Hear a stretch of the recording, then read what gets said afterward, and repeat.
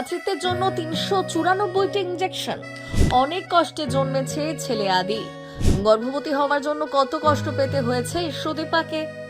Social মিডিয়ায় ছেলে আদিদেবকে নিয়ে মিষ্টি মুহূর্ত শেয়ার করতে দেখা যায় সুদীপা চট্টোপাধ্যায়কে। তবে এই মাতৃত্ব সহজে আসেনি তার জীবনে। স্বাভাবিকভাবে মা হতে না পারায় আইভিএফ এর সাহায্য নিতে হয়েছিল তাকে। আর সেই পথে প্রায় ৩৯৪টি ইঞ্জেকশন নিতে হয়। মা হওয়ার আশায় ১২ কেজি ওজন কমানো, নিয়মিত চিকিৎসা, এমনকি মন্দির, মসজিদ, গির্জায় প্রার্থনাও করেছিলেন তিনি। এই কঠিন সময়েও থামেননি কাজ। জি বাংলার রান্নাঘরের শুটিং চালিয়ে গেছেন সমান তালে। অবশেষে ২০১৮ সালে কোলে আসে ছেলে আদিদেব, যাকে তিনি জীবনের সবচেয়ে বড় প্রাপ্তি মনে করেন।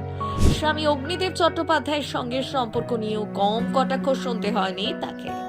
বয়সের ফারাক থেকে শুরু করে ঘর ভাঙানি তকমা, সবকিছুর মধ্যেও ভালোবাসা আর লড়াই দিয়ে নিজেদের সুখের সংসার গড়ে তুলেছেন তারা।